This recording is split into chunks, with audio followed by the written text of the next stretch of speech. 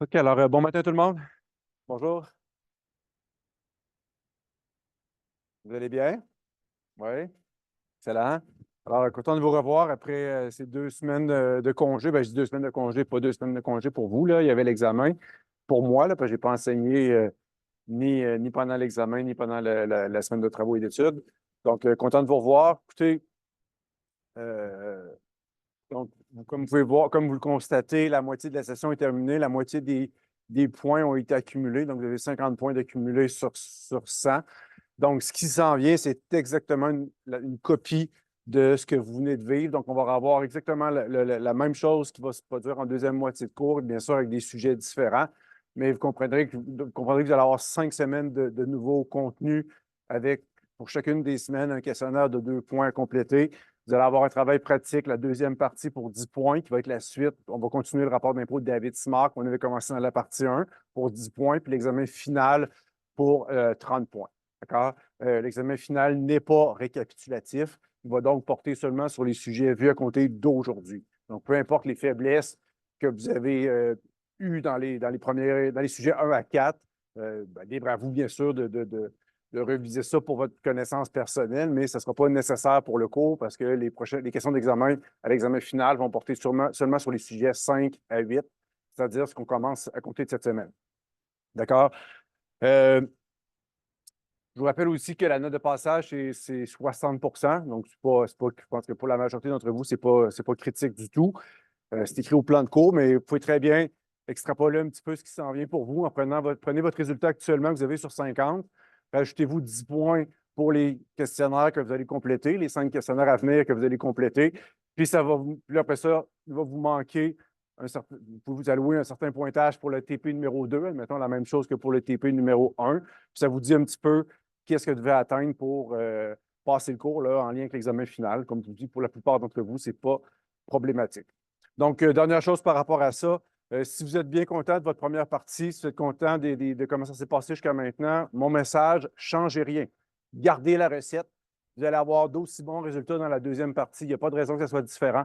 La matière n'est pas plus facile, n'est pas plus difficile. Les éléments d'évaluation, vous les connaissez. Vous savez à quoi vous attendre. Donc, vous allez être aussi content dans la deuxième partie. Vous pouvez penser que le pointage va s'extrapoler de la même façon dans la deuxième partie. Cependant, si vous n'êtes pas satisfait de vos résultats dans la première partie, il faut changer des choses. Il faut changer des choses parce que si tu ne changes rien et tu reproduis exactement la même recette, tu vas avoir exactement le même résultat décevant à tes yeux. Donc, si je peux vous aider de quelque façon que ce soit, ça me fait plaisir. Venez me voir. Évidemment, il faut minimalement me faire signe que vous voudriez peut-être avoir des conseils. Je suis quand même, moi, l'expert de ce cours-là. Je peux peut-être vous diriger sur des pistes de solutions, mais il faut changer des choses, c'est sûr. Parce que, comme je vous dis, si vous ne changez pas la recette, c'est le même résultat qui va arriver. C'est good? Donc, bravo encore pour tout le monde, là, parce que indépendamment des résultats que vous avez obtenus, vous avez tous très bien travaillé dans la première partie. C'était bien plaisant, puis ça me donne bien le goût de continuer. C'est pour ça que je suis content d'être là ce matin. OK, alors, je vais aller vous montrer le plan de travail. Donc, vous vous rappelez le fameux plan de travail ici, le portail de cours. Vous avez accès au plan de travail dans la page d'accueil. Donc, on se lance dans une série de 5 semaines où c'est toujours la même chose. Donc, vous avez, j'imagine, fait je présume, je m'attends à ce que les lectures aient été faites sur le sujet 5. Moi, je ne lirai pas toutes ces pages-là avec vous. Je présume que ça a été lu. Je présume que les capsules vidéo ont déjà été écoutées. Donc, la déduction des frais de garde d'enfants, la déduction des pensions alimentaires, l'imposition des revenus des retraités, sans être un expert là-dedans, tu sais un petit peu de quoi il s'agit parce que tu as écouté les capsules vidéo. Donc, moi, je vous prends à ce niveau-là. C'est pour ça qu'on va se lancer dans un travail là, dès dans les prochaines minutes. D'accord? Donc, je vous rappelle que c'est ça qu'il faut faire avant le cours. Donc, on aura un petit défi Kahoot en fin d'avant-midi. Les questionnaires, au plus tard, il faut le faire au plus tard pour dimanche soir. Et le plus important de tout ça, ce n'est pas ce qu'on vient de dire. Ce n'est pas ce qu'il faut faire avant ni pendant, c'est le après. D'après moi, ceux qui ont bien réussi à l'examen, ils ont mis beaucoup d'énergie dans les problèmes d'habitude en fiscalité. Je serais curieux de leur poser la question. Sujet 4, là, ils ont dû se taper ces problèmes-là puis les comprendre au complet parce qu'à l'examen, ils ont retrouvé des questions archi simplistes qui portaient sur le revenu d'emploi. Si tu avais travaillé fort sur ces problèmes-là, qui étaient plus difficiles, beaucoup plus difficiles que les questions d'examen, tu étais récompensé à la question d'examen. Good? Alors, on va aller regarder ça ensemble, le sujet 5.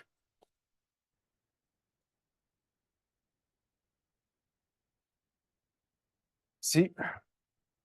OK. Donc, je vous rappelle que je vous illustre toujours la déclaration de revenus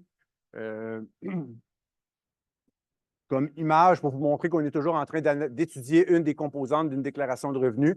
Vous vous rappelez que la partie bleue, c'est le calcul du revenu imposable en vert ici, puis le calcul de l'impôt en rose. Donc, on est toujours dans la partie bleue. Regardez ici, le calcul du revenu d'emploi, là, c'est fini, ça. OK? Ici, là, calcul du revenu d'emploi. On a passé 2 cours là-dessus sur le sujet 4. Okay? C'est fini, on n'en reparlera plus.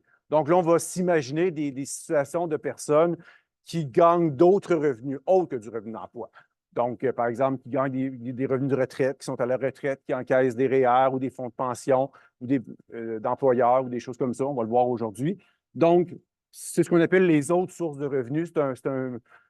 C'est un melting pot, là, je cherche l'expression française. C'est un pot pourri de plein de sources de revenus que le gouvernement juge imposables, mais qu'on ne peut même pas leur donner on peut même pas donner un nom tellement que c'est un pot pourri de plein de choses différentes. Donc, on va le voir aujourd'hui. Et dans un deuxième temps, on va voir les déductions aussi qui sont accordées. Encore une fois, sous forme de pot pourri, le gouvernement a décidé, pour des raisons politiques, que quand tu payais des frais de garde d'enfants, c'était déductible. Il a décidé que quand tu cotisais au REER, c'était déductible. Il a décidé que quand tu payais une pension alimentaire à ton ex, c'était déductible. Peut-être pas à ton enfant, mais à ton ex. On va le voir aujourd'hui. Donc, c'est un pot pourri de situation de la vie que quand tu encours ces dépenses, on t'accorde une déduction dans la partie bleue, dans le calcul de ton revenu. Donc, je vais juste les regarder, on va juste les lire ensemble parce que c'est ce que vous allez vivre aujourd'hui dans le problème. Vous allez vivre un couple qui vont gagner beaucoup de ces revenus-là et encourir beaucoup de ces dépenses-là. Je vais changer, regardez, point 2, c'est les autres sources de revenus. Puis, je vais mettre en bleu ici pour ici mes déductions. D'accord? Donc, vraiment, la table des matières est séparée en 2. Donc, j'ai 9 situations de revenus imposables qu'on va vivre aujourd'hui. Ensuite de ça, à peu près la même chose au niveau des déductions. Donc, je vais juste lire les titres avec vous.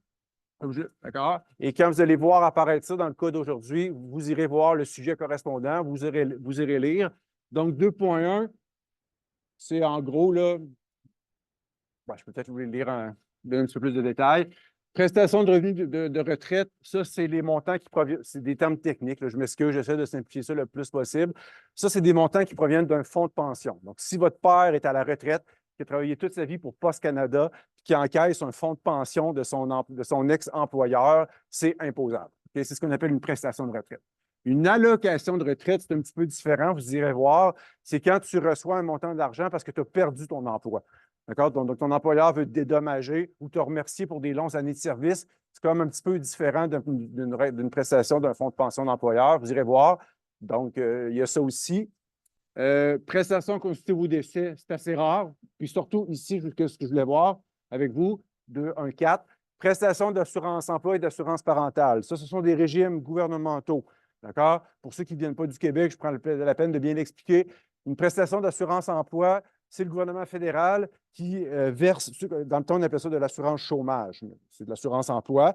Donc, si tu perds ton emploi, pendant un certain temps, il y a un régime fédéral qui va te payer un remplacement de salaire sous certaines conditions et tu vas recevoir, pas ton salaire complet, mais une partie de ton salaire en prestation pendant un certain nombre de semaines pour t'aider à te trouver un nouveau travail pendant cette période-là. Donc, ça s'appelle des prestations d'assurance emploi. Et au Québec, on a un régime qui s'appelle l'assurance parentale. C'est différent. Ça, c'est un régime qui prévoit des prestations pendant un congé un congé parental ou parental pour les parents ou pour la personne qui a accouché, c'est congé de maternité, j'imagine. Je n'ai pas les bons termes. Mais donc, quand une femme accouche d'un enfant puis s'absente pendant un certain nombre semaines. Le père aussi peut s'absenter pendant un certain nombre de semaines. Il va avoir droit à des prestations d'un régime du Québec, qu'on appelle le régime d'assurance québécois, parental québécois, là, RQAP. Donc, quand on reçoit ça, c'est imposable. Réattribution du revenu de pension, vous allez voir, dans un couple de retraités, on peut envoyer une partie des revenus de pension pour les fins fiscales, le faire imposer une partie de nos revenus de pension par notre conjoint au lieu de s'imposer dessus. Ça peut être avantageux de faire ce choix-là. Des rentes, des paiements provenant des REER, surtout le régime de revenus différés, c'est surtout les REER. Des gens qui reçoivent de l'assistance sociale ou de la CNESST. L'assistance sociale, c'est le dernier filet social. C'est après les prestations ici, les prestations de assurance emploi.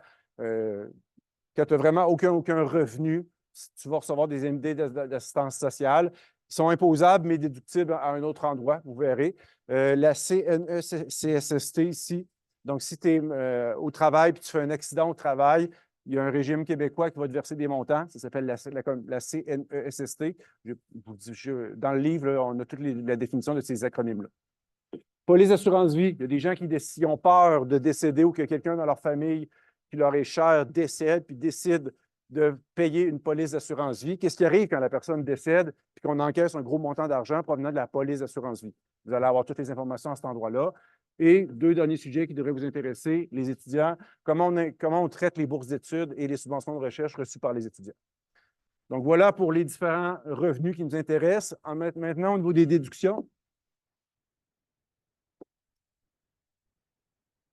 j'en ai pas mal. Ici.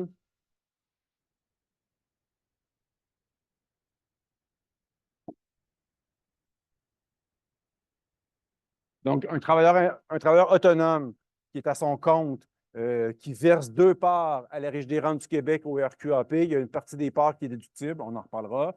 Si tu cotises à ton REER ou à un CELIAP, c'est déductible. Donc, puis les 3 derniers qui m'intéressent ici, frais de déménagement, frais de garde d'enfants, pension alimentaire. Donc, le gouvernement a décidé que si tu déménages puis que tu encours des frais de déménagement, sous certaines conditions, tous tes frais de déménagement, tu peux tous les comptabiliser puis tu pourras les déduire dans ton rapport d'impôt, dans la partie bleue. Frais de garde d'enfants, même chose, sous certaines conditions, si tu payes pour envoyer tes enfants à l'école pendant que toi, tu vas travailler ou étudier, tu peux déduire des frais de garde d'enfants. Il y a des conditions, bien sûr. Et les pensions alimentaires. Donc, payer une pension alimentaire à un ex-conjoint ou conjointe, c'est déductible. Il ne faut pas confondre les pensions versées à l'ex-conjoint et les pensions payées pour mon enfant. Une grosse distinction à faire parce que le traitement fiscal n'est pas là. C'est good? Est-ce qu'il y a des questions juste avant qu'on se lance dans le problème? Vous avez lu, vous avez écouté des vidéos, peut-être qu'il y a des petites questions qui vous viennent en tête, mais vous devinez qu'on va vivre tout ça en live, là, en direct avec le problème qui s'en vient. N'hésitez pas. Good. Alors, on regarde ça, le problème pour la journée. Donc, il est sur le portail de cours. Vous savez, menu documents.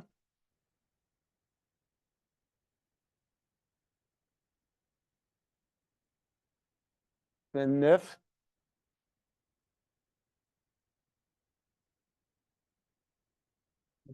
Donc, je ne vous le lis pas au complet, mais donc, c'est un couple qui s'appelle René et Gloria. Puis, on vous donne différentes choses qui sont arrivées et à René et à Gloria dans l'année. Ça va recouper ce que je viens de vous montrer dans la table des matières du sujet 5, évidemment. Donc, René, il a perdu son emploi. Son employeur lui a versé un montant d'argent pour le dédommager. Après ça, ici, on apprend qu'il a encaissé un montant d'assurance vie suite au décès de sa mère, toujours René. Puis René, il reçoit une pension de son ex-épouse. Donc, René, avant de sortir avec Gloria, il était marié avec une docteure Sonia Dumontier. Fait que René, à chaque année, il reçoit une pension alimentaire de son ex. Donc, vous saurez traiter ça comme il faut. Ensuite, pour sa femme Gloria, elle est travailleuse autonome. Donc, comme travailleuse autonome, elle paye beaucoup de parts aux différents régimes publics. Elle a cotisé beaucoup à son REER aussi. Le couple paye des frais de garde d'enfants pour leurs 2 enfants. Un enfant en pleine santé, un enfant handicapé. Vous saurez traiter ça comme il faut. Et finalement, Gloria aussi a un ex, à la différence que Gloria, c'est elle qui paye une pension à son ex. Donc, tantôt, René recevait une pension de son ex, alors que Gloria, c'est elle qui verse la pension à son ex, donc et aussi pour son enfant. Donc, vous devrez traiter ça comme il faut. Donc, le travail à faire, dans le fond, c'est de calculer le revenu pour ces deux personnes-là. Le revenu, c'est toute la partie bleue, au complet. Bien sûr, on se concentre sur le sujet 5, mais là, donc, juste je vais vous remontrer dans le volume. Donc, quand on vous dit de calculer le revenu au complet, on fait référence à quoi exactement?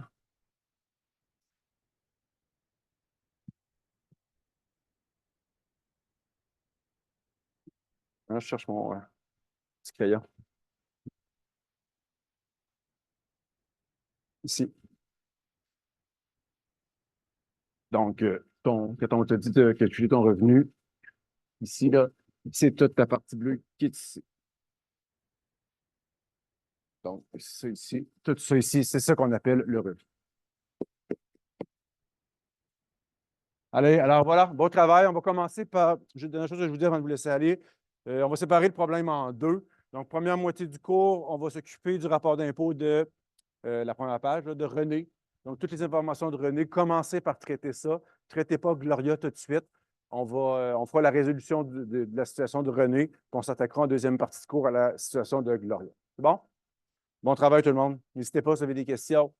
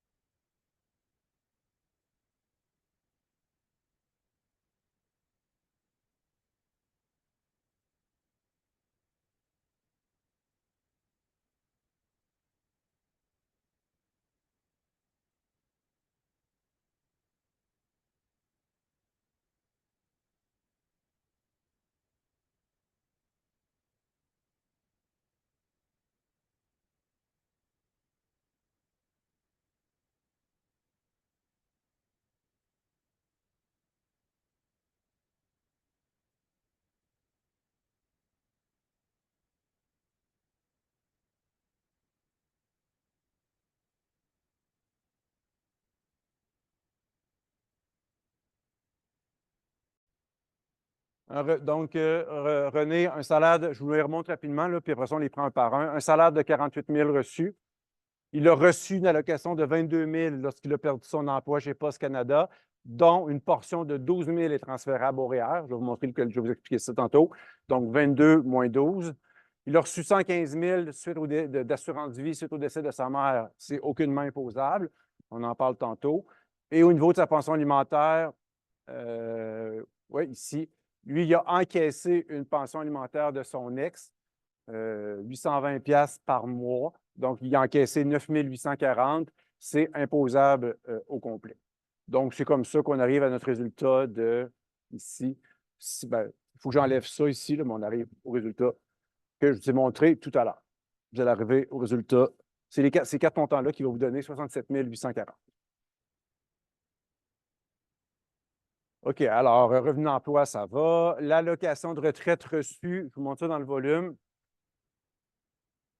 de 22 000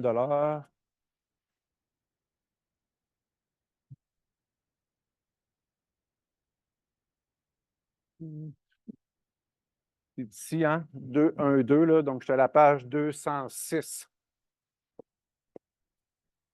Une allocation de retraite, c'est défini ici, OK? Donc, les critères sont importants parce qu'il y a un allègement qui est lié à ça.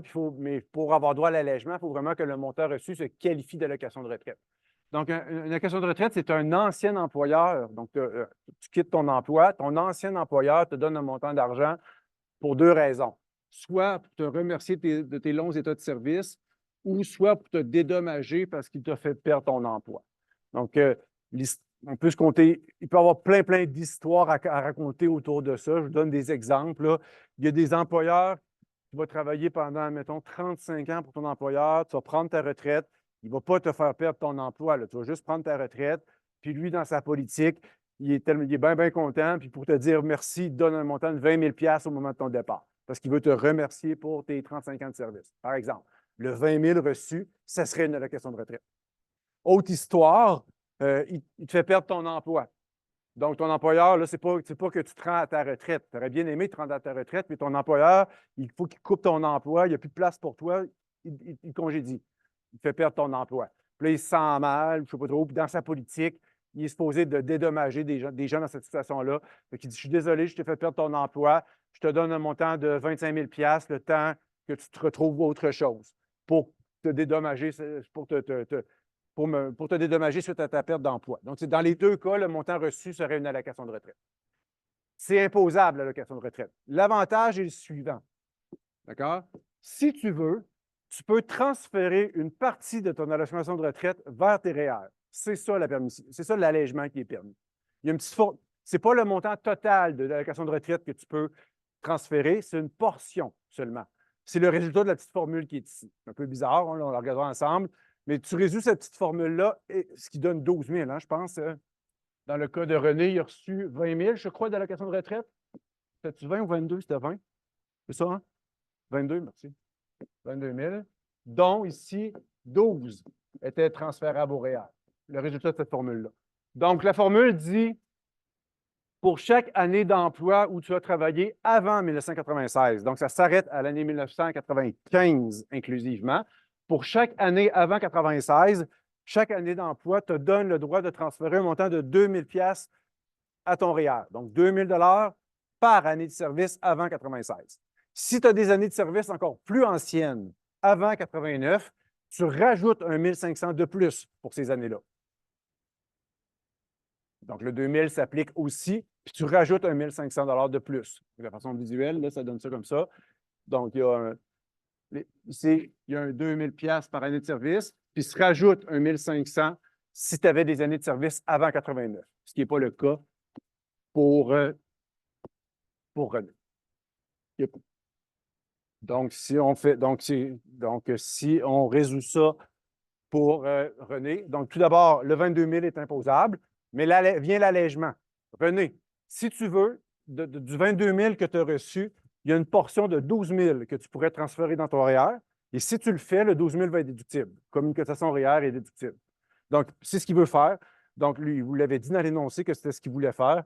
Donc, on lui fait faire ce transfert-là au REER et vient la déduction équivalente. Donc, pour René, il faut compter le nombre d'années de service avant 1996. Donc, on a appris dans l'énoncé qu'il avait commencé à travailler en 1990. Donc, si vous comptez sur vos doigts, 90, 11, 12, 13, 14, puis 95 inclus aussi, c'est 6 ans, ça. Ça a l'air d'être 5, mais faites attention parce qu'il faut tenir compte et de l'année 90 et de l'année 95. À l'œil, quand tu vas vite, on dirait que c'est 5 ans, ça, mais c'est bien 6 ans.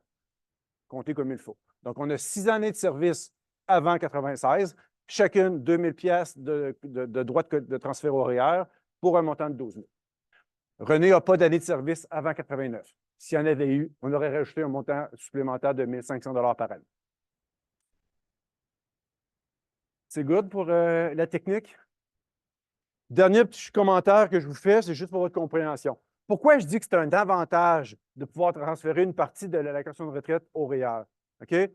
On va en reparler des REER plus tard, mais tout le monde s'entend pour dire que c'est favorisant pour le contribuable. Ce n'est pas un piège. Tout le monde s'entend, tout le monde qui a un peu d'argent disponible, qui veut mettre de côté pour la retraite, va mettre son argent dans son REER parce que ça permet un report d'impôt intéressant. Tout le monde s'entend là-dessus. Ce qu'il faut savoir, c'est que les droits de cotiser REER pour le commun des mortels, c'est limité. Tu ne peux pas, dans la vie, cotiser autant que tu veux à ton REER. Il y a des limites. C'est 18 de ton revenu à chaque année. On va en reparler. Donc, pour certaines catégories de personnes, des droits de cotiser au REER, c'est précieux. Quand tu es moindrement fortuné, ça fait longtemps que tes REER sont pleins. Parce que tu sais bien que c'est avantageux. Ton planificateur financier te dit mets le maximum que tu peux dans tes REER. C'est ça le profil pour les gens un peu fortunés. Donc, des droits de cotiser au REER, c'est précieux. Ici, il vient s'en rajouter un 12 000 de plus. Donc, Richard, le fait qu'il ait reçu une allocation de retraite et qu'il avait des années de service avant 96, ça lui a ouvert un droit de cotiser supplémentaire de 12 000 en plus de ses droits de cotiser normaux. Donc, c'est vraiment une ouverture supplémentaire, c'est un droit de cotiser supplémentaire qu'on accorde à quelqu'un lorsqu'il reçoit une allocation de retraite, que les autres personnes n'ont pas. N'importe qui dans la classe qui n'a jamais reçu d'allocation de retraite n'aura pas cette ouverture-là supplémentaire. Mais si tu reçois une allocation de retraite comme René, c'est en plus de tes droits de cotisation. Voilà. Je m'arrêter sur des questions. Au niveau de l'assurance vie, maintenant, ce n'était pas imposable, les montants reçus. On va les voir dans le volume. Donc, on apprenait, je vais essayer de voir l'énoncé ici. Au niveau de l'assurance vie, dans le fond, René a décidé de payer une police d'assurance vie sur la tête de sa mère. Il a contracté une compagnie d'assurance vie. Il a dit, moi, là, si ma mère décède, je voudrais encaisser 100 000 d'accord, au décès de ma mère. Donc, c'est ce qu'il a signé comme contrat. Je vais vous parler, ça lui coûtait 2205, ça lui a coûté 2250 de primes là, pendant toute cette période-là. Je vais juste vous montrer dans le volume. Voyons.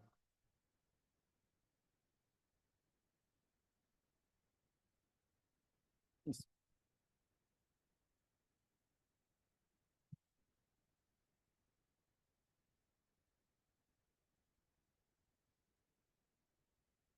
2,7.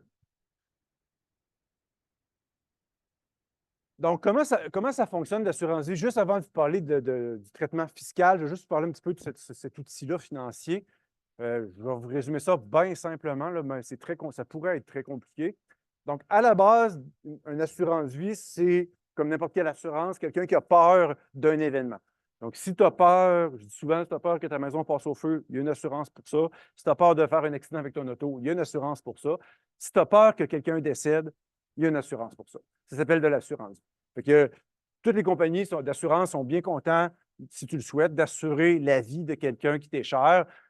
Évidemment, il va falloir que tu payes des primes, puis eux vont payer une prestation, le fameux 100 000 dont on parlait tout à l'heure, au moment du décès de la personne. Il y a une deuxième chose qui s'ajoute à ça. L'assureur va dire à la personne qui paye les primes, à René, si tu veux, tu n'es pas obligé, mais si tu veux, tu pourrais aussi faire de l'épargne, en plus de faire de l'épargne chez l'assureur vie, oui, en plus de payer de l'assurance pour protéger le décès de ta mère.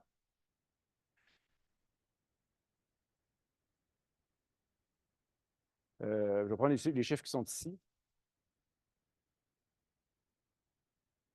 Donc, voilà, l'assureur dit, c'est beau, je vais payer, je vais te vendre des primes pour assurer la vie de ta mère pour 100 000 $. Deuxièmement, tu n'es pas obligé. Si tu veux, tu pourrais payer un petit peu plus de primes que ce que je te demande. Puis le petit surplus que tu payes, je vais le mettre de côté, puis je vais faire du placement avec ça. C'est ça qu'on appelle une valeur de rachat. Une valeur de rachat dans un contrat d'assurance vie, c'est la personne qui paye les primes qui a accepté cette deuxième proposition-là, qui s'est dit, oh ouais, c'est vrai, tant qu'à payer des primes pour l'assurance vie de ma mère, je pourrais en mettre un petit peu plus. cet argent-là va être pris par l'assureur, puis il va le placer pour moi. Vous allez voir vous allez voir si c'est un bon choix dans 2 petites minutes, un bon choix de dire oui ou non à ça. René, il a dit oui, bonne idée, je vais le faire. Il a mis 9 000 $, lui. Donc, au fil des années, en plus de payer l'assurance vie, la prime minimum pour l'assurance vie de sa mère, il a sorti un 9 000 $ de plus. Peut-être que c'était étalé à chaque mois, peu importe. Il a mis 9 000 $ de plus pour faire du placement. Puis ça a profité. Ces placements-là, ils ont fait du rendement parce qu'ils valent 15 000 aujourd'hui. Donc, le 9 000 de placement qu'il a accepté de mettre chez l'assureur, la valeur de rachat, elle est rendue à 15 000 parce qu'elle a fait du rendement au fil des ans. Donc là, on se ramasse avec un contrat d'assurance vie d'une valeur de 100 000 payable au décès de sa mère, plus des placements qui ont été faits là. 9 000 de placement plus 6 000 de rendement. Donc, une valeur de rachat de 15 000. Qu'est-ce qui va arriver fiscalement avec ça? Bien, ça dépend de la fin de l'histoire. À cette histoire-là, il y a 2 finalités. Première finalité, l'assuré, la mère de René, décède. Si l'assuré décède, la mère de René, René va tout encaisser libre d'impôt. Donc, il va encaisser le 100 000 prévu au contrat d'assurance vie, puis toute sa valeur de rachat de 15 000, le 9 000 plus le rendement, le 15 000, il va l'encaisser libre d'impôt. Ça, c'est le cas de figure numéro 1. C'est ce qui est arrivé dans le cas de René. Vrai? Sa mère est décédée, il a encaissé 115 000 libre d'impôt.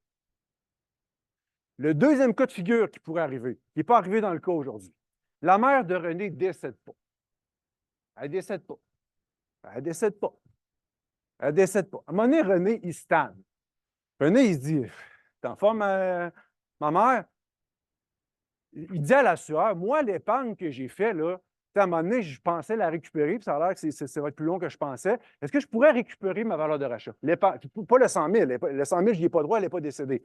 Mais l'épargne que j'ai faite, le 9 000 plus mon rendement, elle ne décède pas. Pourrais-tu le récupérer? Oui, tu peux le récupérer, mais ça va être imposable. Ton rendement va être imposable. Donc, si la mère de René n'était pas décédée, René aurait pu dire, je voudrais retirer mon placement, ma valeur de rachat de 15 000. Et on l'aurait imposé sur, pas 15 000, seulement sur le rendement. Donc ici, on aurait dit, pour René, valeur de rachat 15 000, moins son coût, ce qu'il a mis. Donc, on va juste imposer le rendement. On aurait imposé 6 000 $ de rendement. Mais ce n'est pas ce qui est arrivé. Est-ce que tout le monde est d'accord avec ça? Une question par rapport à ça? Il y a 2 cas. Donc, assurez-vous juste de bien comprendre la finalité dans une question d'examen. Est-ce que l'assuré est décédé ou il n'est pas décédé, puis on encaisse la valeur de rachat? C'est pas du tout, ça sera bien sûr un traitement différent. Donc, en conclusion, est-ce qu'on parle juste business, on ne parle plus fiscalité? Est-ce que vous trouvez que c'est intéressant pour quelqu'un de faire du placement chez un assureur vie? Qu'est-ce que vous trouvez d'intéressant? Moi, je pense que oui aussi. Mais concrètement, pourquoi c'est intéressant? Qu'est-ce qu'il y a eu d'intéressant là-dedans, René? Il ne s'est pas imposé sur le rendement. Dans toute cette histoire-là, là, René il a encaissé un 6 000 $ de rendement libre d'impôt parce qu'il est passé par une valeur de rachat puis il a attendu le décès de sa mère. Je ne sais pas si on peut dire ça comme ça. C'est vrai que ça peut être intéressant comme stratégie financière de faire un peu d'épargne chez l'assureur parce qu'on peut se ramasser avec des rendements libres d'impôt à la condition que l'assuré décède. Excellent. Sujet suivant. D'accord?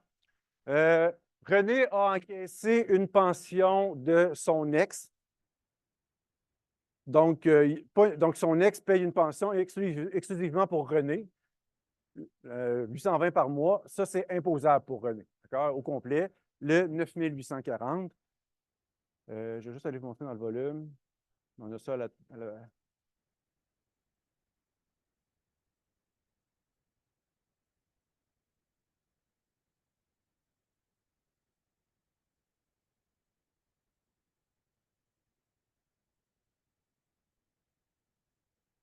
3.10, si je ne me trompe pas. Ici. 3.10. Pension alimentaire payée et reçue. OK? Tout d'abord, il faut comprendre que c'est complètement miroir. Vous allez voir qu'il y a des pensions qui sont imposables, d'autres qui sont non imposables. Mais il y a un miroir pour le payeur. Ben, je vais vous montrer, c'est plus visuel ici. Là. Quand on dit qu'une pension est non imposable pour celui qui la reçoit, elle est assurément non déductible pour le payeur.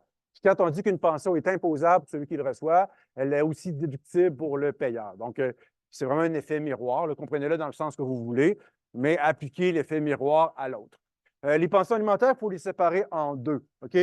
Qu'est-ce qui est une pension qu'est-ce qui est une pension payée pour ton enfant? Puis qu'est-ce qui est une pension alimentaire payée exclusivement pour ton ex-conjoint? La pension pour enfant, elle est défiscalisée. OK? Ce n'est pas imposable ni déductible de payer une pension alimentaire pour son enfant. C'est normal, il y a eu un jugement de Cour suprême sur cette question-là parce qu'à l'époque, on imposait les femmes, je n'ai pas peur de le dire parce que c'était les cas de figure typiques des années 90. C'était des hommes, des femmes qui se séparaient, les enfants restaient avec les femmes, les maris partaient, puis les maris payaient des pensions alimentaires à la femme et à l'enfant, puis c'était imposable au complet. Ça n'avait aucun sens que la portion pour enfant soit imposable à la femme. La femme reçoit cet argent-là pour les besoins de son enfant. Elle ne s'enrichit pas avec ça. En tout cas, ça a été changé avec raison depuis longtemps. Donc, un ex-mari qui paye une pension pour son enfant, c'est complètement défiscalisé. Lui, il n'y aura pas de déduction pour ça, puis son ex-épouse qui fait juste recevoir l'argent comme courroie de transmission pour les besoins de l'enfant, ne sera pas imposée là-dessus, elle ne s'enrichit pas. Mais la pension, il y a une autre portion de pension, parfois, qui est payée uniquement pour l'ex. Ça, c'est vraiment un revenu imposable et déductible.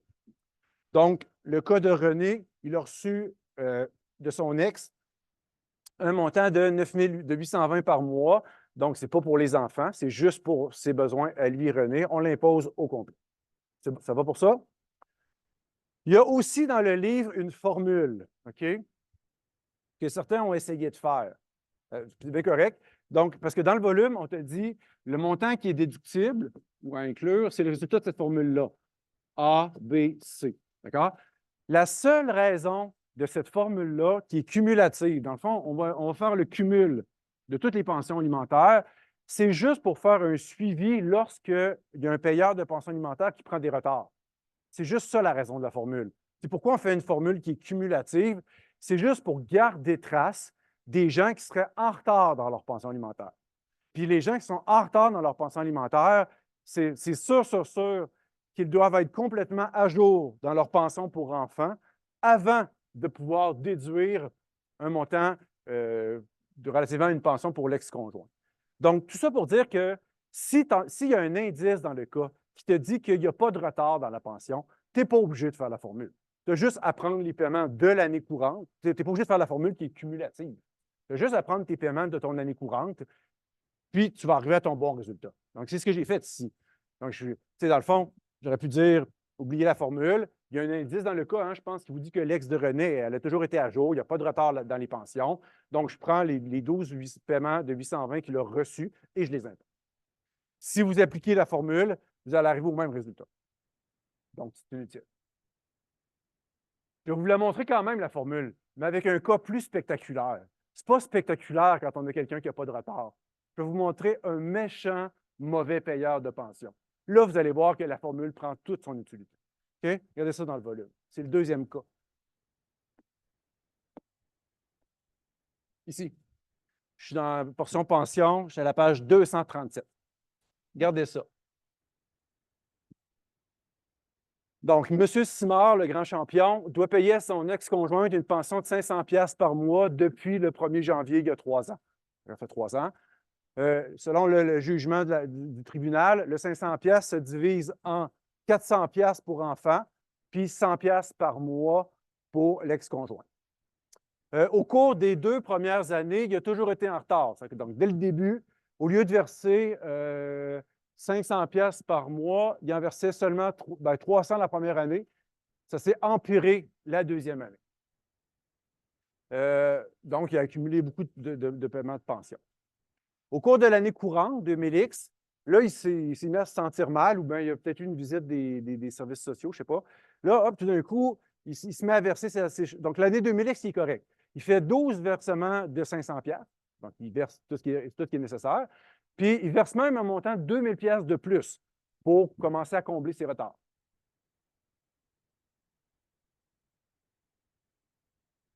OK. Donc là, on va regarder combien ce gars-là peut déduire de pension en 2000X. Je me concentre seulement sur l'année 2000X. Est-ce que vous remarquez, est-ce que quelqu'un peut me dire combien ce gars-là a payé en pension en 2000X? Combien il est sorti de sa poche? 8 000 $. Vrai? Ce gars-là a payé 8 000 $ de pension cette année. Savez-vous combien il peut en déduire? 200 $. C'est ça qui est spectaculaire. Ce gars-là paye 8 000 $ de pension cette année, puis il a seulement droit à 200 $ de déduction, à cause de la formule qui tient compte de ses retards. Donc, la formule, les lettres sont écrites dans le livre, oui, pardon. Donc, la lettre A, c'est le cumul de toutes les pensions que ce gars-là a payées depuis 3 ans. Donc, 12 paiements de 300, 12 paiements de 250, 12 paiements complets, plus le 2000, ça donne la lettre A, ça. La lettre B, c'est toutes les pensions pour enfants qu'il devait payer, pas qu'il a réellement payé. Qu'est-ce que le juge l'obligeait à payer pour son enfant? C'est la première chose qui va être réputée avoir été, c'est la première chose qu'on va lui enlever. Donc, ce gars-là, pendant 3 ans, il y avait 400 $ à payer pour son enfant. Donc, la lettre B a une valeur de 14 400. Puis, la lettre C, c'est au lieu de prendre 3 ans, je ne prends pas mon année courante, je prends juste mes années antérieures, puis je me demande, parmi les paiements qu'il a payés, combien il en a déduit dans les années antérieures? Bien, la première année, il n'a rien déduit parce qu'il y avait déjà des paiements insuffisants. Puis l'année précédente non plus, il n'y a rien déduit parce qu'il y avait encore plus des paiements insuffisants. Donc, la lettre C, c'est tout ce que tu as pu déduire comme paiement de tes pensions dans tes années précédentes. L'année courante, on n'en tient pas compte parce qu'on est en train de la faire. Ça donne 0. Donc, A moins B plus C, ça donne 14 006 moins 14 4, ça donne 200. Donc, il est là l'effet spectaculaire. Quelqu'un qui paie 8 000 $ de pension, il va en déduire seulement 200. Je peux vous expliquer ça en mots bien simples. Tout ce qu'il a payé de 8 000 $ en premier lieu par la formule est réputé aller sur la pension qu'il devait pour son enfant. Donc, tout l'argent est réputé servir en premier à payer ta pension pour enfant qui n'est pas déductible. Et quand tu es complètement à jour dans ta pension pour enfant, là, complètement à jour, s'il y en a un petit peu plus d'argent, là, tu peux le déduire. Donc, c'est pour ça qu'il se ramasse juste avec un 200 $ de déduction. C'est parce qu'au total, il a payé 14 006, puis il y avait un 14 004 qui était dû uniquement pour son enfant. Mais ça, pour le trouver, il faut y aller sur une base cumulative. Pas le choix. Ça prend cette formule. Donc, en conclusion, je répète, si tu n'es pas en présence d'un mauvais payeur, si ton payeur a toujours été à jour, inutile de faire tout un suivi, fais-le comme dans le problème d'aujourd'hui, qu'on a fait pour René. Mais si tu es face à quelqu'un qui a des retards de pension, prendre juste tes pensions de ton année courante, ça va te donner des mots. Tu n'y arriveras pas. Tu n'arriveras pas à la bonne réponse. Là, tu as besoin de la formule qui va te garder trace de tout l'historique de ces retards de pension. C'est good?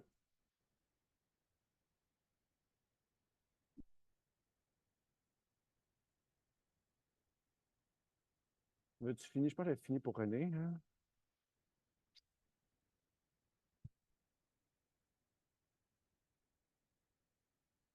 As-tu d'autres choses à vous dire au niveau des pensions? Ça va?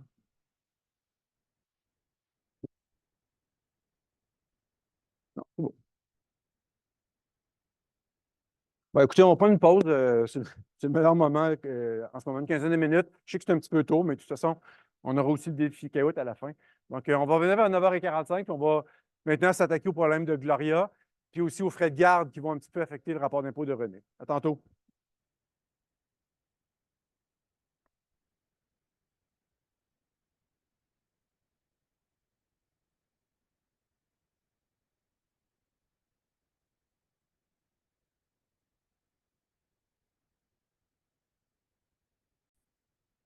OK, on va regarder la réponse finale ensemble.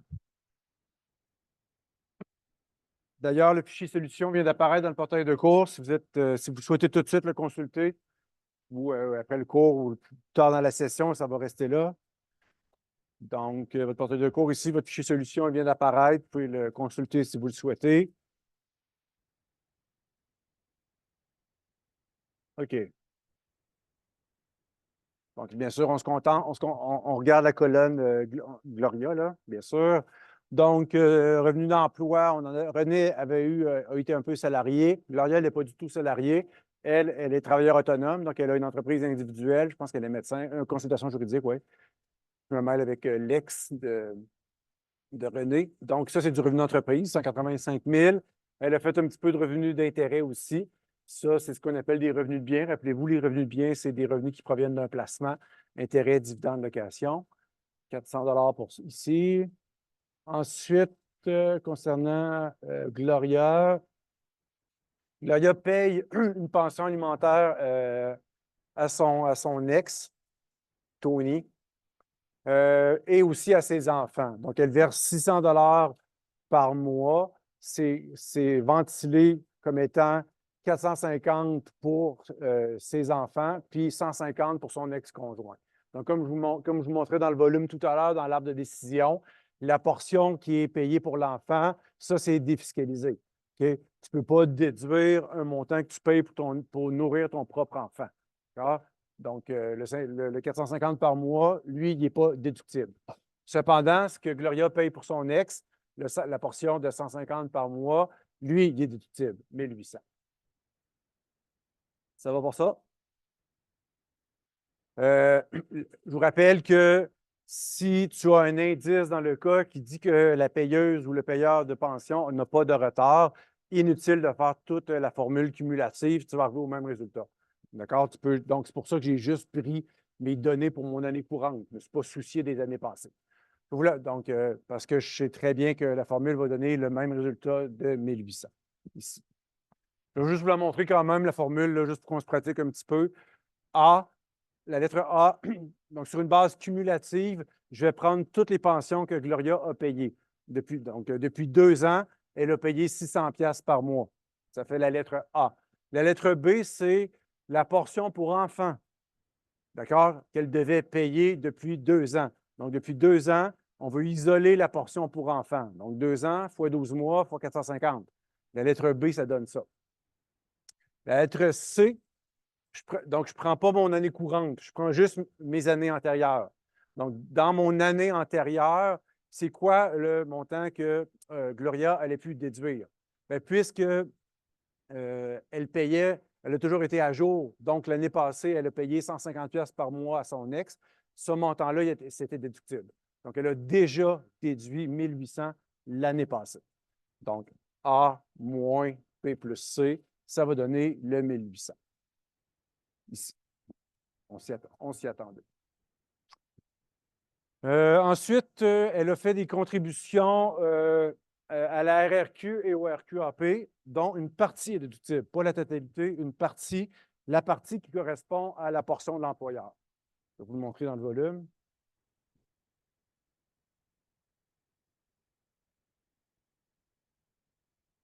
«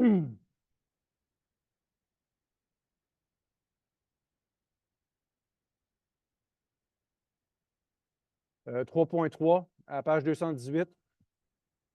Page 218.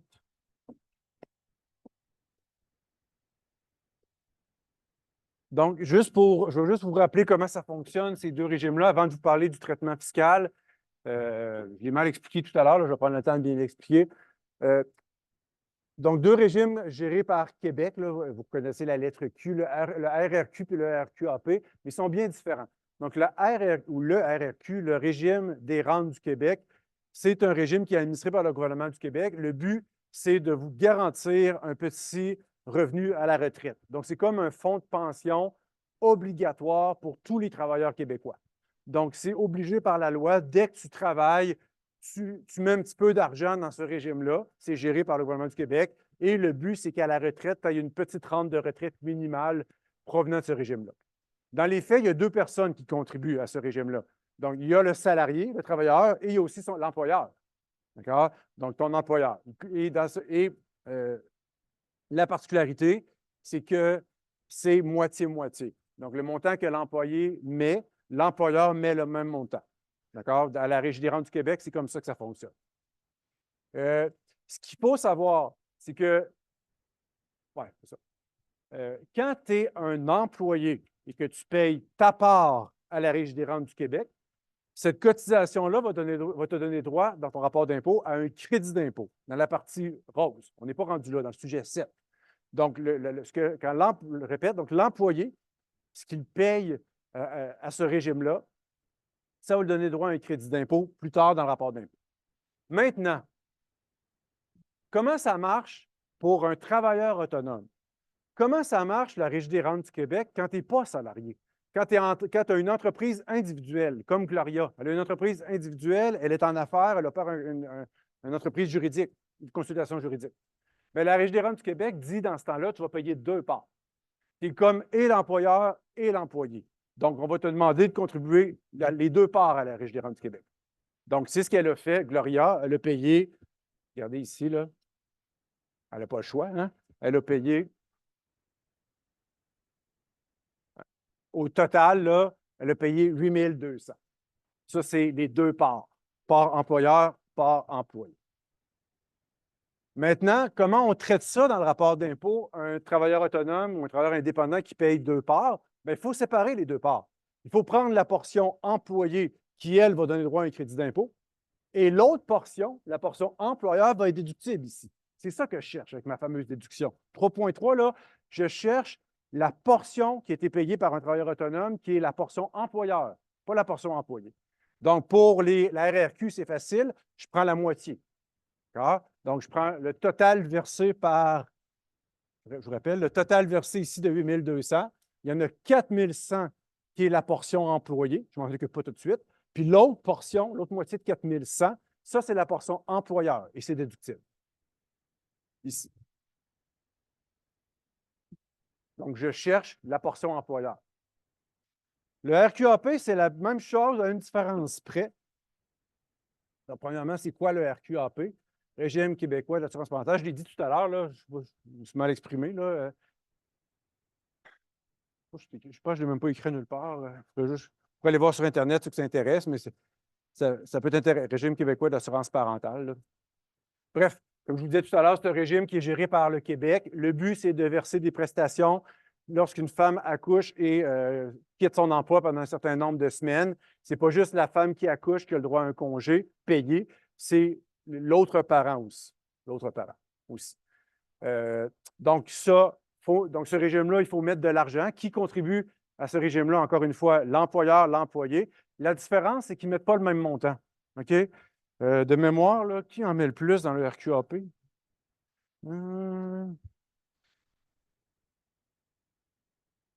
Ouais, l'employeur en met plus. D'accord? Donc, ce n'est pas moitié-moitié, c'est juste ça donc, la logique. Donc, l'employeur va en mettre un petit peu plus que l'employé. Et quand on a un travailleur autonome, on lui charge les 2 parts. Le travailleur autonome, on va lui dire, tu ne vas pas payer la part employeur, payer ta part employé. C'est ce qui est arrivé pour Gloria. Elle a payé ses 2 parts au RQAP. Ça a donné un total de 800. Maintenant, dans le 800, il faut que je le scinde en 2. Il faut que je trouve sa portion employeur. Ce n'est pas la moitié. Je ne peux pas faire comme le RQAP et dire 800 pièces, 400, ça doit être la portion employeur. Non, non, parce qu'il ne paye pas moitié-moitié. Donc, j'ai besoin d'une autre information. Il faut que je sache, c'est un peu la petite formule ici, là. Il faut que je sache, ça serait quoi la portion employée qu'elle payait si elle avait été un employé. Donc, je suis obligé de vous donner cette information-là, je le donne dans le cas, c'est 450 $. D'accord? Donc, ici, dans le 800 $, il y a 450 $ qui est l'équivalent de la portion employée. Je suis obligé de te le donner. Donc, par différence, tu peux trouver ta portion employeur. On dirait que c'est 350 $ ici qui va être déductible. Donc, je prends mes 2 parts qui ont été versées au RQAP, j'enlève ce que j'aurais payé si j'avais été un employé. Je suis obligé de te le fournir, cette donnée-là. Tu trouves par différence ta portion employeur et tu la déduis. Des questions par rapport à ça? C'était pas? C'est good. Ensuite, on a les cotisations REER dans le livre, c'est juste après, si je ne me trompe pas. Oui, 3.4. Donc, quand on fait une cotisation au REER ou au CELIAP, c'est nouveau le CELIAP, mais parlons plus du REER pour l'instant, c'est déductible. On va en reparler des REER dans le sujet 8. Donc, tu as une déduction quand tu cotises au REER, puis lorsque tu vas retirer le REER à la retraite, tu vas t'imposer à ce moment-là. Donc, c'est du report d'impôt sur un certain nombre d'années, mais c'est quand même intéressant. La particularité de la déduction REER, donc la déduction REER, elle est valide pour tes cotisations versées dans l'année et dans les 60 premiers jours de l'année suivante. Donc là, en ce moment, on est en 2024, pardon. Donc, si j'ai fait des cotisations REER n'importe quand en 2024, c'est déductible dans mon rapport d'impôt 2024. Si j'ai fait des cotisations REER en janvier, février 2025, c'est aussi déductible dans le rapport d'impôt 2024. Donc, je peux dépasser de 60 jours. Je peux, les 2 premiers mois de 2025, j'ai encore le droit de faire des cotisations REER qui vont être déductibles plus tôt dans le rapport d'impôt 2024. Donc, qu'est-ce qu'on apprend par rapport à ça pour Gloria? Cotisation versée le 30 juin, évidemment, de l'année courante. Évidemment, c'est déductible. Cotisation versée le 20 février de l'année suivante. Donc, elle est correcte. Janvier-février, elle est encore dans les 60 premiers jours. Le 2000, on va le déduire aussi. Et l'autre, c'est trop tard. Une cotisation versée en mars 2025, c'est trop tard pour être déduit en 2024, ça va être déduit en 2025. Elle n'est pas, donc pour la dernière cotisation, elle n'est pas dans la fenêtre des 60 premiers jours ou des 2 premiers mois 2025. Donc ici, on va pouvoir déduire le 5 000 et le 2 000 $.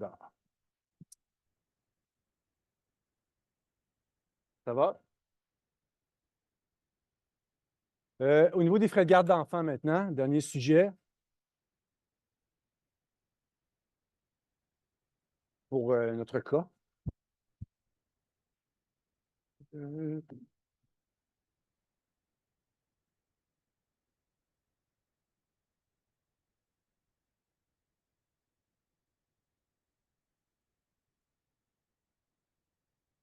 3.9.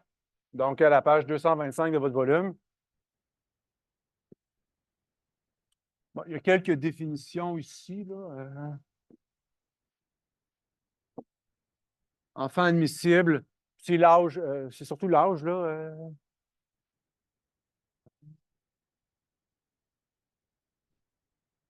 Non, ce n'est pas ici que je vais vous montrer.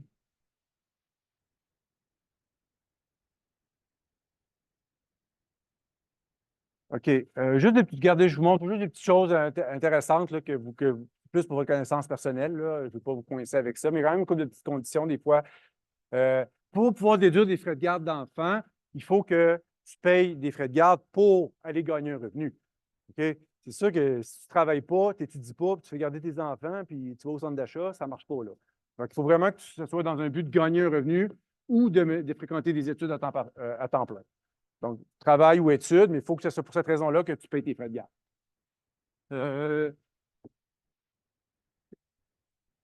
Aussi, enfant admissible, c'est ça que je cherchais, là, c'est ton âge. Il faut que ton enfant y ait 16 ans ou moins.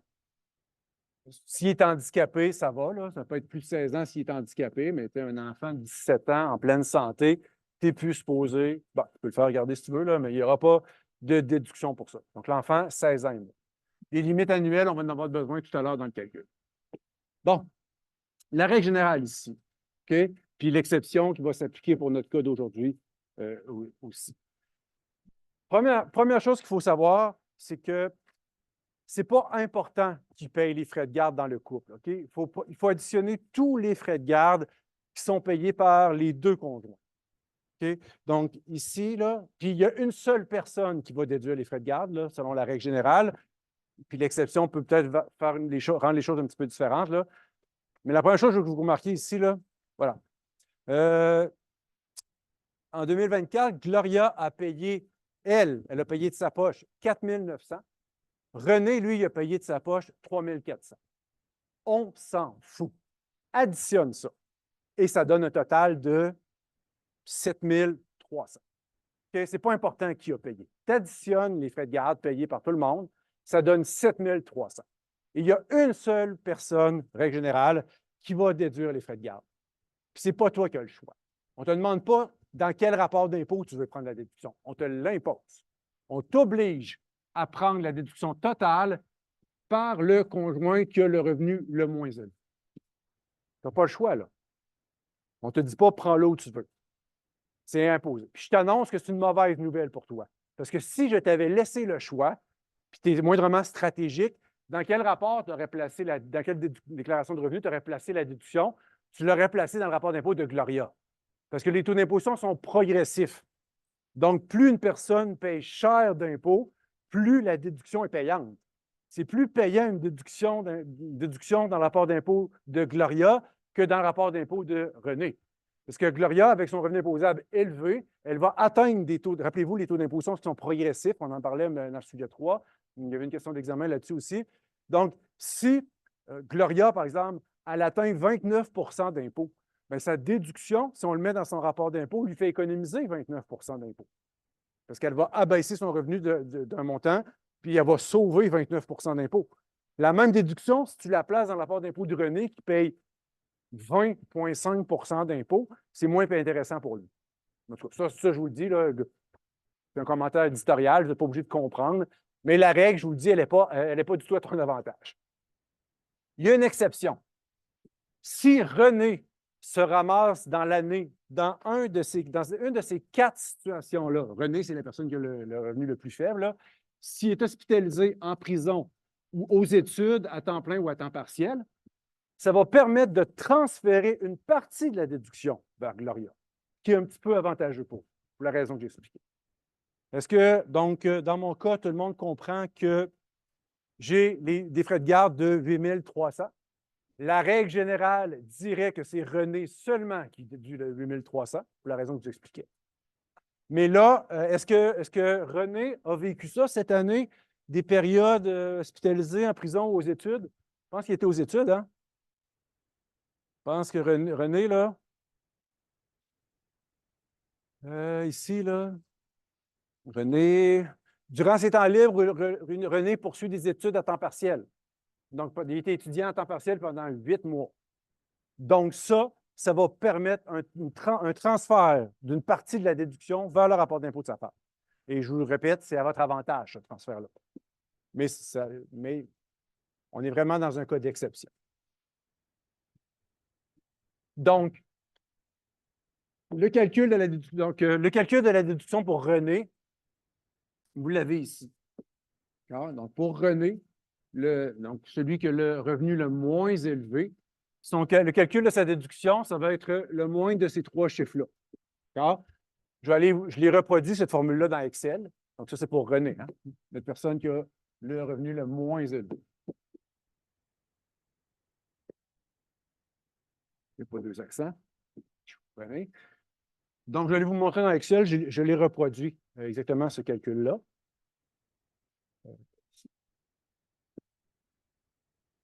Donc, premier montant, c'est quoi le total des frais de garde que vous avez payés dans votre couple? 8 300. Deuxième montant, pour chacun de tes enfants, c'est quoi le maximum annuel? Donc, il y a des maximums annuels pour chaque enfant, dépendamment de leur catégorie d'âge. Je vais aller vous montrer ça dans le volume. Ici. La limite annuelle pour un enfant de 7 à 16 ans, pour un enfant de moins de 7 ans, puis pour un enfant handicapé. Fait que Liam, sa limite annuelle, son enfant handicapé, c'est 11 000, puis son autre, je pense qu'elle avait-tu moins de 7 ans, son autre? Oui, merci. Je pense que, donc, on avait aussi un enfant de moins de 7 ans, dont la limite est 8 000. Donc, mon deuxième montant, c'est ma limite annuelle pour Samy, pardon, c'est Samy qui est handicapé, et Liane. Ça donne 19 000, mon deuxième montant. Mon troisième montant, c'est 2/3 du revenu gagné. Ton revenu gagné, c'est tes revenus d'entreprise puis tes revenus d'emploi. Ça n'inclut pas des revenus de placement. Donc, ici, c'est tout simplement 2/3 du salaire de 48 000 pour René. Ça donne 32 000. Donc, normalement, ce serait René qui déduirait le 8 300. Mais là, il va en envoyer une partie à sa femme. Donc là, on va aller faire l'autre calcul qui est très similaire pour Gloria. Donc, ce qu'on vient de faire comme calcul ici, c'était le calcul pour René. Ici, on a le calcul pour Gloria maintenant.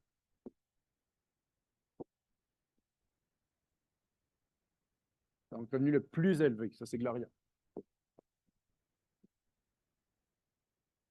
Donc, Gloria, elle peut déduire le moins de 4 montants. 1, 2, 3, 4. Je l'ai reproduit dans le fichier Excel. Donc, Gloria, juste ici. Gloria, elle peut déduire le moins de 4 montants. Ça ressemble beaucoup à ce qu'on vient de faire tout à l'heure. Donc, le total des frais de garde payés par René et elle, ça n'a pas changé. La limite pour ses enfants, la limite annuelle, ça n'a pas changé. Liam, Samy. 2/3 du revenu gagné de Gloria, ça a changé. Gloria, elle a 185 000 de revenus d'entreprise. Le revenu d'intérêt, je ne le mets pas dans l'expression revenu gagné. Je vais vous le montrer dans la pause, je peux dans le livre, ça. L'expression revenu gagné, je peux le lire.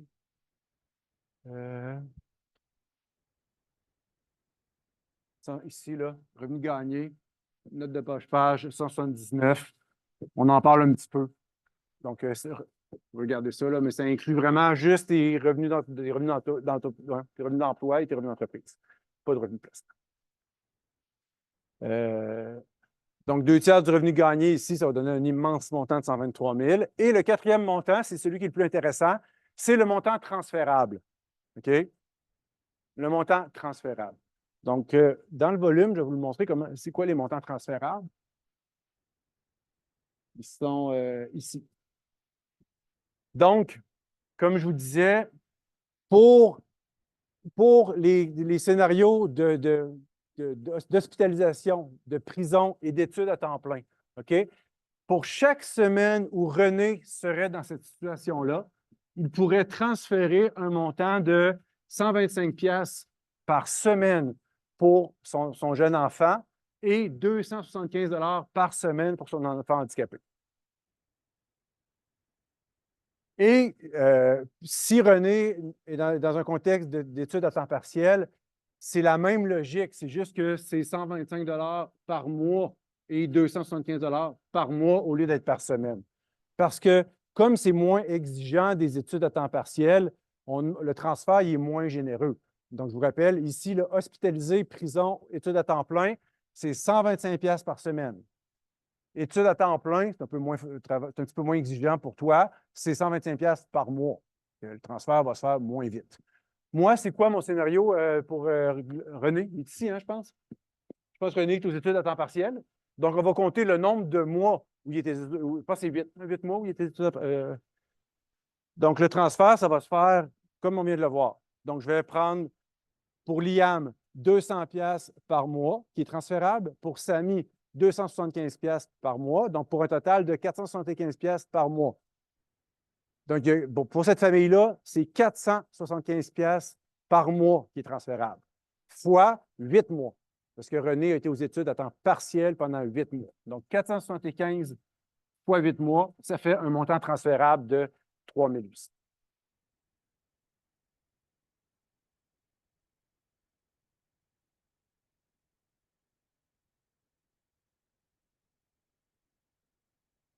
Donc, conclusion pour ce couple, il y a 8 300 pièces de frais de garde.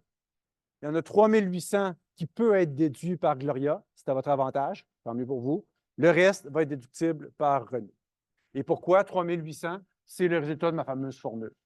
Parce que René a été 8 mois aux études à temps partiel et cette famille-là a le droit à 475 pièces de transfert par mois d'études à temps partiel.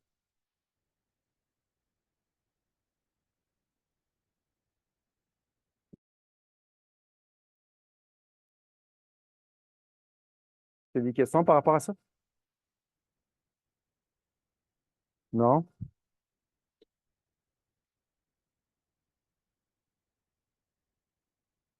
Et je veux juste vous lancer le message que l'exception, elle ne s'applique pas souvent. OK? Dans un couple, là, c'est bien rare. Ça arrive souvent que tu n'es pas hospitalisé, tu n'es pas en prison, tu n'es pas aux études. Là. Ça n'arrive pas si souvent que ça, l'exception. Donc, la règle générale n'est pas si. C'est ça mon point. La règle générale, elle n'est pas si compliquée que ça. Tout le monde comprend. On prend les frais de garde payés par tout le monde, on les additionne, puis on les envoie dans le rapport d'impôt du conjoint qui a le revenu le moins élevé. Ça, c'est la règle générale. Il faut bien comprendre qu'elle n'est pas compliquée. Il faut juste appliquer la petite formule qui est ici, là.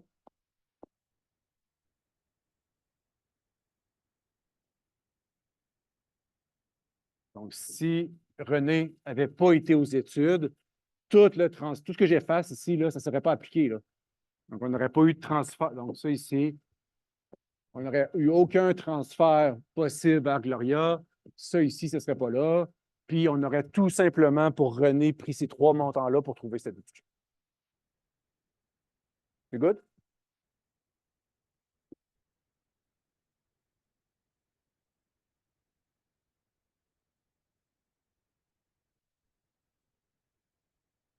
Ben voilà pour le problème d'aujourd'hui. Je vais aller vous montrer quelques petits thèmes restants dans le sujet 5 que j'ai pas pu, qui n'ont pas été introduits dans le problème d'aujourd'hui, puis qui méritent juste un petit commentaire ou des petites explications. Là. Donc, je vais prendre peut-être une quinzaine de minutes pour finir ça. Après ça, on pourra mettre fin au cours après le défi Kahoot. Donc, je vais revenir au début de votre sujet 5, juste voir qu'est-ce que je pourrais vous dire.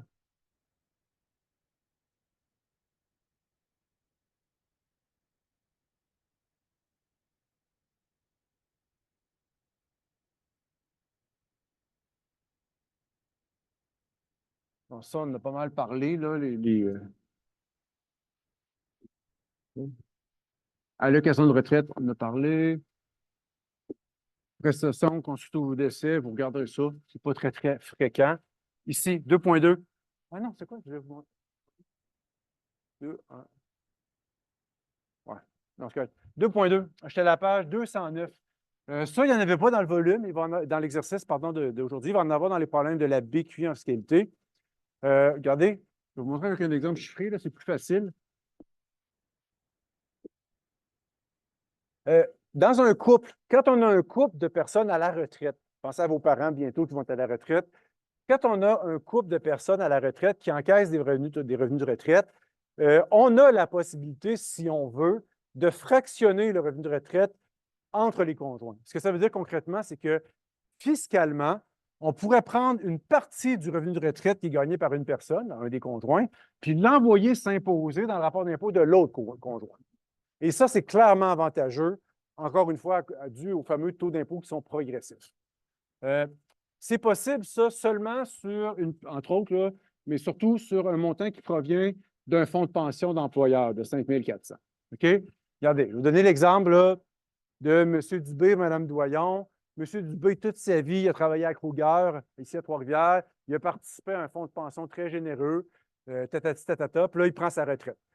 À la retraite, en passant, tout le monde a le droit à un montant du gouvernement fédéral.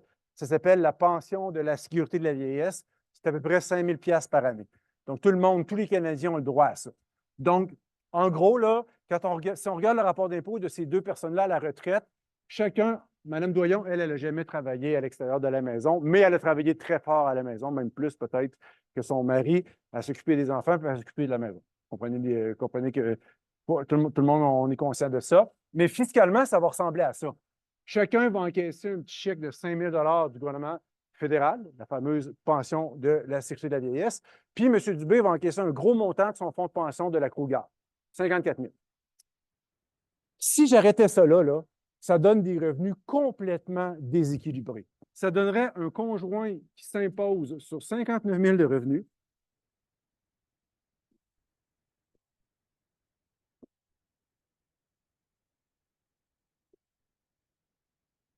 Ça donnerait un monsieur qui s'impose sur 59 000 de revenus, puis une madame qui s'impose sur 5 000 de revenus. Et ça, c'est désastreux comme situation. Je ne sais pas si vous le voyez, parce que lui va atteindre des taux d'imposition qui vont coûter cher. À 59 000, il va atteindre 20-26 % peut-être de taux d'imposition. Ça va lui coûter. Donc, ces derniers dollars, là, ils vont lui coûter cher en impôts. Alors qu'elle, elle a en masse de place. Elle a fait 5 000. Elle pourrait même encaisser encore des revenus qu'elle serait au premier taux d'impôt. Le premier taux d'impôt au Canada, c'est 15 %. Fait qu'elle est à 15 % jusqu'à 15 000, après ça 20,5 %, après ça 26 %. Elle a de la place, elle, pour gagner des revenus qui ne coûteraient pas cher en impôts, alors que son mari, lui, a beaucoup de revenus qui coûtent cher en impôts. Conclusion, c'est horrible comme scénario. Ce que le gouvernement te propose de faire aux conjoints retraités, tu peux prendre, c'est seulement sur le montant de PSV que tu peux, ici, le montant de fonds de pension. OK? Tu ne peux pas faire ça sur le montant de 5 000 reçus du gouvernement canadien. Donc, sur le montant de PSV qui est ici, là, les 54 000, tu peux en prendre jusqu'à 50 puis l'envoyer dans le rapport d'impôt de ta femme. C'est clairement avantageux. Donc, ici, c'est ce qu'on va faire. On va en enlever 27 pour l'envoyer ici. Et on va niveler les revenus ici. On va se ramasser avec 2 revenus imposables de 32 000 chacun. C'est clairement avantageux. Si vous ne le voyez pas, parce que je ne l'explique pas bien, faites-moi confiance. Un jour, vous allez le comprendre. Ou simulez-le sur. Tu prends un logiciel d'impôt, tu simules, dans un premier cas, un couple, un monsieur qui fait 59 000 de revenus, puis une madame qui fait 5 000, va voir l'impôt que ça leur coûte à ce couple-là, puis rechange tes données, puis va mettre 27, 32, 32, tu vas voir que presque la moitié de l'impôt va disparaître, pour la raison que j'explique. Donc voilà, conclusion, les retraités peuvent faire ce déplacement-là sur des montants qui proviennent d'un fonds de pension. En gros, là, c'est ça la règle. Puis je vous jure que c'est très avantageux de le faire. Ce n'est pas un piège.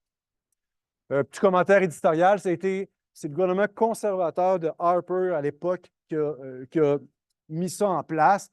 Puis, dans le fond, l'histoire, elle est facile à comprendre. C'est que le portrait de monsieur et Mme Doyon, c'est pas mal le portrait des retraités actuellement. D'accord? Actuellement, les gens à la retraite, c'est des gens qui ont vécu dans les années 80-90, l'âge de vos parents, de début 2000. Puis il y a une époque où c'était souvent les hommes qui allaient sur le marché du travail, puis les femmes, non. Donc, c'est la vérité. C'est pas méchant de le dire. Donc, des cas comme ça, là, avec des messieurs qui ont des très gros revenus, puis des madames qui en ont très peu, c'est très, très fréquent quand on regarde les retraités d'aujourd'hui. Donc, c'est une règle qui répond bien à la réalité des retraités d'aujourd'hui. Est-ce que cette règle-là va être utile plus tard? Je ne pense pas, parce que les femmes travaillent maintenant autant que les hommes, vous le savez comme moi, puis vous allez faire des aussi belles carrières, sinon plus les filles que les gars. Donc, je ne suis pas sûr que un jour, peut-être que cette règle-là soit plus utile. On verra.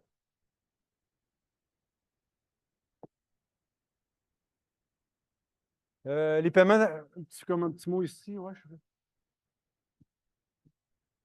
paiement d'assistance sociale et les indemnités de la CNSST. L'assistance sociale, c'est vraiment les derniers paiements dernier filet social en place. Quand quelqu'un n'a aucun revenu, qui participe à aucun régime temporaire là, d'assurance emploi ou des choses comme ça, qui est sur le bien, vraiment, là, qui n'a rien du tout, le gouvernement du Canada, du Québec, pardon, va lui donner un petit montant d'argent. Ce n'est pas des gros montants. Ça s'appelle l'assistance sociale. Et c'est pas, en technique, il ne faudrait pas imposer ça. Ça n'aurait pas de bon sens imposer quelqu'un de si pauvre que ça, quelqu'un qui est sur l'assistance sociale. Donc, le résultat, c'est qu'il ne s'est pas imposable parce qu'on l'inclut dans le revenu, mais on le déduit ensuite dans le revenu imposable. Donc, c'est un plus puis c'est un moins. Puis évidemment, ces gens-là ne paieront pas d'impôt. Même chose pour des indemnités de CNESST. C'est un plus puis c'est un moins. Donc, en réalité, les gens ne payent pas d'impôt là-dessus. J'ai essayé de l'expliquer un petit peu tout à l'heure. La CNESST, c'est un régime du Québec qui prévoit des remplacements de salaire si vous faites un accident de travail ou une maladie professionnelle. Donc, si tu tombes, tu te casses une jambe sur ton lieu de travail ou tu pognes une maladie parce que c'est infecté dans ton usine, puis vraiment, c'est causé par ton milieu de travail, le temps que tu vas rester chez toi, tu vas recevoir des remplacements de salaire. Ça, en passant, c'est financé à 100 par l'employeur. Les employés ne payent rien à la CNSST. C'est un régime qui se finance et qui charge des primes uniquement aux employeurs. Donc, c'est un plus puis c'est un moins. En bout de ligne, il n'y aura pas d'impôt payé là-dessus. Ça, on a parlé des polices d'assurance vie. Un mot sur les bourses d'études, ici. Ce n'est pas imposable, les bourses d'études, bien simple. Donc, ça vous touche sûrement. Tout le monde ici dans la classe comme étudiant qui encaisse des bourses d'études, ce n'est pas imposable. Tu le mets à nulle part dans ton rapport d'impôt. Ah, tant mieux. Les déductions, je pense que j'en ai pas mal tout parlé. Je vais juste vous parler je pense qu'il me resterait juste à vous parler des frais de déménagement. C'est beau, c'est beau, c'est beau. Frais de déménagement. Il n'y en avait pas dans le cas d'aujourd'hui. J'aurais pu inventer un déménagement pour René et Gloria. mais je ne l'ai pas fait. Donc, le critère, c'est de se rapprocher d'au moins 40 km. Donc, si tu fais un déménagement, puis que tu te rapproches d'au moins 40 km de ton lieu de travail, ça te permet de déduire tes frais de déménagement. D'accord? Si ton déplacement il est moins de 40 km, tu ne peux rien déduire. Puis la liste, elle est très longue. D'accord? Je ne vous les lirai pas toutes, mais les frais de déménagement déductibles, ce n'est pas juste les frais pour le camion, puis les gars qui viennent déménager tes meubles. C'est beaucoup, beaucoup, beaucoup plus large que ça. OK? Donc, bien sûr, tous tes frais de transport de tes meubles, tes frais de déplacement aussi, la journée de ton déménagement. Donc, toute la famille, la journée du déménagement, tes frais de repas dans les restaurants, déductibles. Tu vas à l'hôtel, déductible. Donc, tous les frais, rappelez-vous, c'est quoi les frais de déplacement, là? C'est hôtel, le petit dessin qu'on avait déjà vu, hôtel, restaurant, puis les moyens de transport que tu prends pendant la journée, de déménagement, c'est déductible. Tu vends ta maison, ta nouvelle maison n'est pas prête. Tu es obligé de passer un mois à l'hôtel avec ta famille puis dans un restaurant. C'est déductible. Maximum 15 jours. Donc, tous tes frais de repas, tous tes frais d'hôtel, pendant 15 jours, c'est déductible. Tu étais à loyer, il faut que tu casses ton bail, la fameuse expression, tu fais une résiliation de bail, ton propriétaire te demande, retient une partie de ton loyer, c'est déductible. Les frais de vente de ton ancienne résidence, ton courtier surtout, hein? Donc, quand tu fais affaire avec un courtier comme Remax, qui vont vendre ton ancienne maison, ils vont se prendre une commission de 5 Faites le calcul, 5 plus taxes souvent, là. Donc, ça monte vite, là. Fait que tu peux payer des 20-30 000 de frais de courtage pour vendre ta maison, déductible. Les droits de mutation, quand tu achètes une nouvelle maison, le premier, tu vas recevoir ce qu'on appelle la taxe de bienvenue. Le vrai terme, c'est droit de mutation.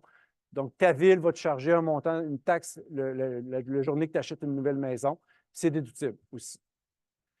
Ton ancienne maison n'est pas encore vendue.